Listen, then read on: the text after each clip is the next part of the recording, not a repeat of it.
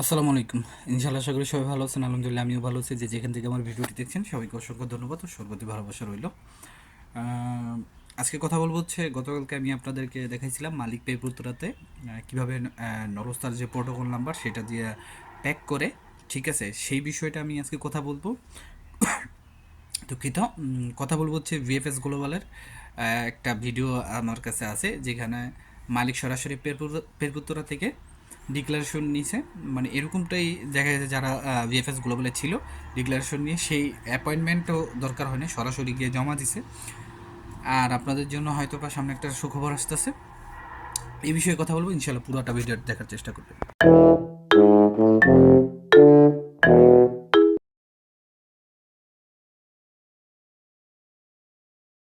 তো সব কিছুর জন্য আলহামদুলিল্লাহ। এই যে আপনারা দেখতেছেন, এটা হচ্ছে নেপোলি শহরের পেরপুত্তরাতে মালিক পেক পাঠাইছিল যে আমার এই নলস্তাগুলি যে জমা আছে ভিএফএসগুলো বলে বা ইতালি এম্বাসিতে, এগুলো তাড়াতাড়ি ভিসা দেওয়ার বিষয়, এছাড়া আর কিছু না।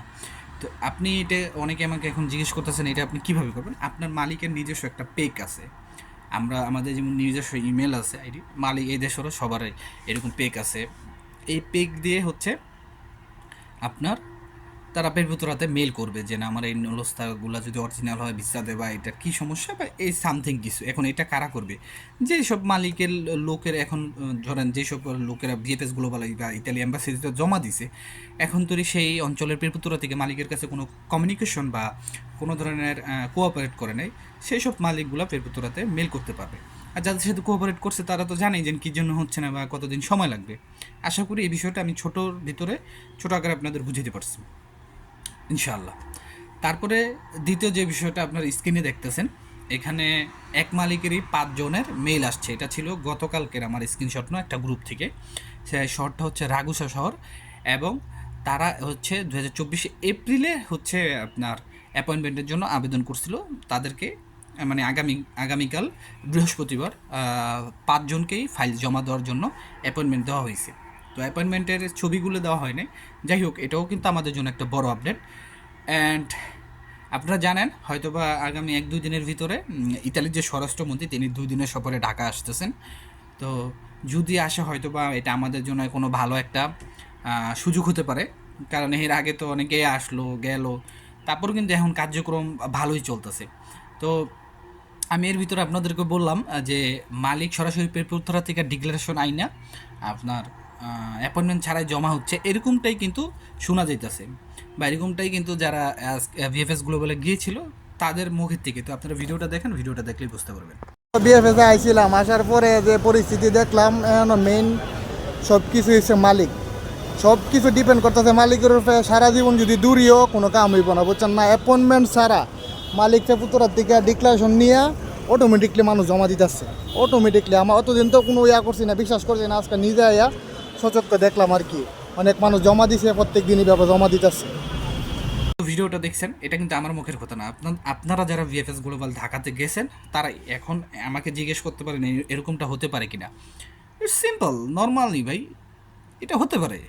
পেরপুত্তরা থেকে যদি মালিক ডিক্লারেশন আনতে পারে, পেরপুত্তরা শুধু জাস্ট একটা প্যাক পাঠাই দিব এম্বাসিতে। এম্বাসি জাস্ট ভিএফএস গ্লোবালে বলে দিব যে এই ক্যাটাগরির নলস্তা এই প্রোটোকল নাম্বার, যদি এইখান থেকে এরকম প্রোটোকল নাম্বার নিয়ে যারা আসে, এদের 5 জন আসবে বা 10 জন আসবে, এদের ফাইলগুলি আপনারা অ্যাপয়েন্টমেন্ট ছাড়াই জমা নিয়ে নেবেন।